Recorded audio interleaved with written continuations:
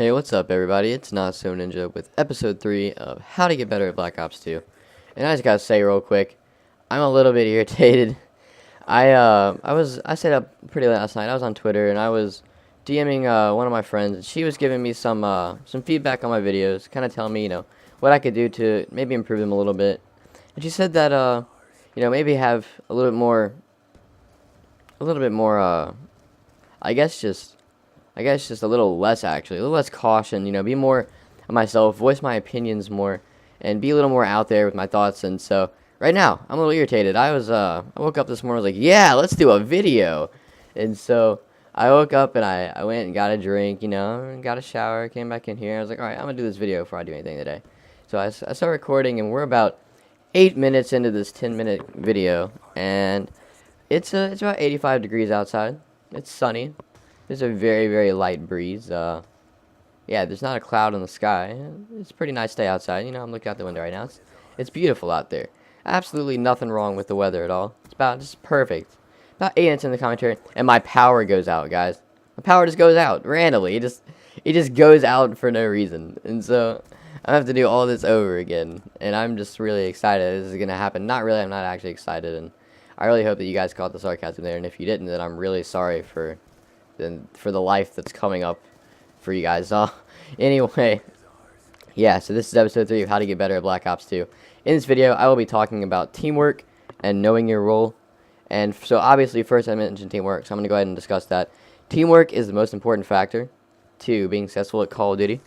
And really, any competitive shooter, any uncompetitive shooter, teamwork is extremely, extremely important to success. And so obviously, for teamwork to happen, you're going to need a team. I would suggest finding a team of your friends, people that you know well, people that you have chemistry with, people you're comfortable working with. Obviously, you want them to have mics.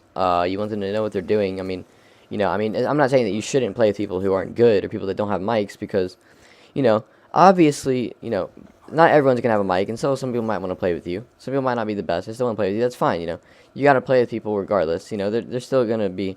It's the game in the end is still about fun, so it shouldn't matter that much. But if you're trying to get together... I said together. I sound like that girl from Skyrim right now. The one in the right one that says I work with my mother. Alright, anyway, that doesn't matter. If you guys play Skyrim, you get the joke. I'm getting way off topic here. Okay. But as I was saying... So obviously, if you want to play competitively, if you want to have a successful team when you're playing, you're going to want to run with a team of people that are fairly good, and people that have mics. And so, if you can get together a team of people that that have mics, that are pretty good at the game, you can practice, you can run together, work well together, then all for that. Go ahead and try to get that set up. That's probably the best thing you can do. You guys know what I'm saying. And so, that's pretty much all I talk about for teamwork. Teamwork, it's pretty basic in theory. It's pretty straightforward.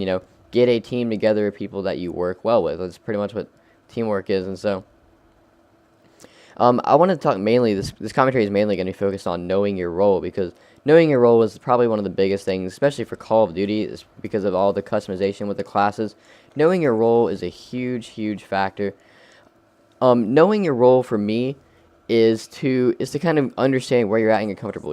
Call of Duty is a game that has over 50 primary weapons, loads of tacticals, perks, and so everyone has something that they run. Everyone has something they're comfortable with.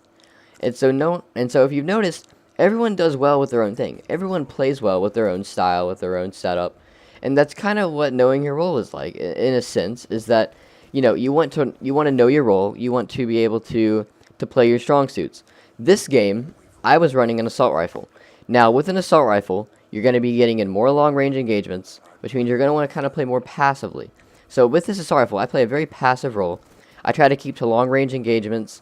I don't challenge all the time. I get the anchor for our team. I try to position myself at a distance from the enemy so that I can play my role as well as possible. I watch over my teammate. I try to get high ground at a distance. I can watch over my teammate Bolt as he goes for the hard point. He's running a submachine gun. As you can see, I just switched to, actually. And now we're both running submachine guns at this hard point. And now the reason that I'm running a submachine gun with him is that this is a middle hard point. It's very close range with every engagement. And so there's really no need to run assault rifle, because I'm not going to be getting in any assault rifle strong engagements. And there's really no need to anchor, because any spawn is going to be just about as far. So really any spawn you get is going to be fair game on this map, and so I'm not really too worried about running assault rifle, about getting an anchor or anything, and so we're both running subs at this point. Um, and I wanted to explain why I'm saying that we're both running subs, why I'm even explaining that to you is because normally you don't want to clash roles with your teammate. Normally if your teammate is running a sub, if your teammate is running an AR, you don't want to. That's why in this match you see I'm primarily running an assault rifle while my teammate Bullet runs a submachine gun. He runs a submachine gun, he's running a close range, aggressive role, he can get in the hard point where he needs to be. I can use the assault rifle, I can play passive, I can pick off enemies that flank, pick off enemies that kind of come down on him from a distance. I can anchor and get the spawn for us. And so if we combine an aggressive role getting in the hard point with a passive role picking people off from a distance and getting the anchor, if we combine those two roles perfectly with a team of two, then we're going to have a very successful match. And that's really important, is you want to make sure that you're playing a role that fits well with your teammates. Now, since my teammate is running a sub, I want to run an assault rifle. You don't really want to clash roles. You want to be able to ensure that you're covering, a lot of the strong suits. And if you're running the same gun with the same perks, you're trying to run the same playstyle, you're not going to be covering as much ground, as many roles as possible in the match. And so I prefer to run an AR while he runs a sub. The AR is definitely my strong point, and the sub is definitely his strong point. And speaking of strong points, that's another topic, or not another topic, but another point I wanted to bring up, is that you want to play your strong points, guys. If you're playing a league match, if you're playing game battles, even if you're just playing pub matches, and you want to have a successful time playing pub matches with your team, run your strong point. If you're best with an assault rifle, and you're best at playing an anchor, kind of a passive role with an assault rifle, then by all means, run a passive role. Run an assault rifle. Run what you play best with. If you're best with a submachine gun, if you're best playing aggressive, pushing the corners, go ahead. Play us with a submachine gun. Play aggressively. Get in there. I'm completely free. I'm completely open to that. Free opinion on that, guys. If you're better with this, then run with this, and that's completely fair, guys. And obviously, you always want to play your strong suits, but just because you want to play your strong suits and be more successful doesn't mean that you should never play your weak suits either. All right, guys.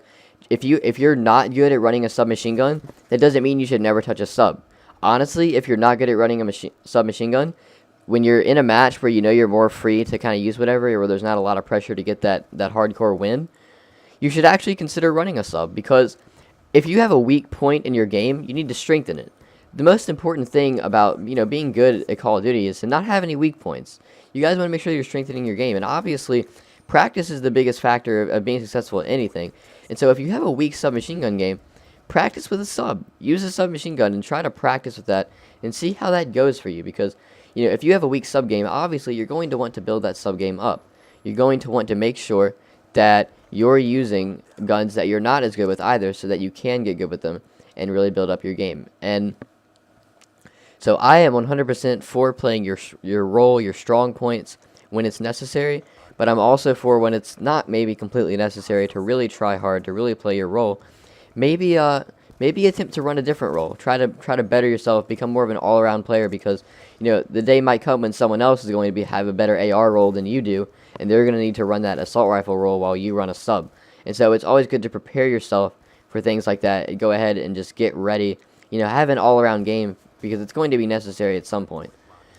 And so, like I was saying, you want to make sure that your roles never clash. If you're better at running a sub, you want to make sure that the teammate you're playing with is better at running an AR. If not, you want to practice on that and then wait until someone is better. Whoever person is better at running which role should be running it. Like, if my strong point is an assault rifle and my teammate Bolt's strong point is an assault rifle, whichever person at the end of the day is still better at running the assault rifle should be the one that's running it, while the other person sacrifices and runs a submachine gun, because you want the strongest player to run their strongest role, because like I said, you want to make sure you get the win. And so that's pretty much the only tips I had for you guys in this video. I really hope that I covered a lot. Knowing your role and playing your role efficiently and properly is one of the biggest things to be successful at Call of Duty. Because you don't want to clash roles. You want to play your strong points. You want to know what you're good with, and all that stuff is extremely important. Especially knowing your talents, knowing your strong suits. That's how you're going to be successful at anything in life, especially Call of Duty. And so, work well with your team, get a team of people together that you're comfortable working with, that you have good chemistry with, that have mics, that know what they're doing. Learn whatever position you play best, learn your role, learn how to conform that around your teammates' roles, and then just go in and go ham, guys. That's all you gotta do. Learn all that stuff, go in, go ham. I really hope that you guys enjoyed episode 3 of how to get better at Black Ops 2. There goes my screen going dark after 10 minutes, and I really wish that Xbox didn't do that, but they do. And I really don't understand what happened because I left my television on last night, and I was like, oh, it'll go dark after 10 minutes. So, you know, I'll just leave my TV on, and I'll just go to sleep, because it'll be dark in a few minutes anyway. Nope. I slept for 8 hours, and after 8 hours, my television screen didn't go dark. But then I do a 10-minute commentary, and it goes dark on me every time, just trying to mess up my screen in the videos, guys. You see what it's doing to me? It's just absolutely despicable. Anyway, I'm NotSoNinja. I really hope you guys benefited from episode 3 of this. I don't know if I'll do more episodes in the series. I feel like if I come up with anything else, I will. I'll give you guys some more tips. But I feel like I've covered mainly the basic things, the big things that, you know, you need to work on for Call of Duty. And I uploaded a raid match, you know, kind of showing how to play raid. I might do that in the future for other maps as well. That way you guys can all kind of learn all the basic maps and kind of see choke points and cutoffs on all of them. Maybe that'll benefit you guys. Who knows? But I'm NotSoNinja. If you enjoyed this gameplay, please be sure to leave a like. If you enjoyed this How to Get Better at Black Ops 2 series, please be sure to subscribe to my channel. I'll be sure to have another series out like this for Ghosts. Maybe I'll do one for Halo. Who knows?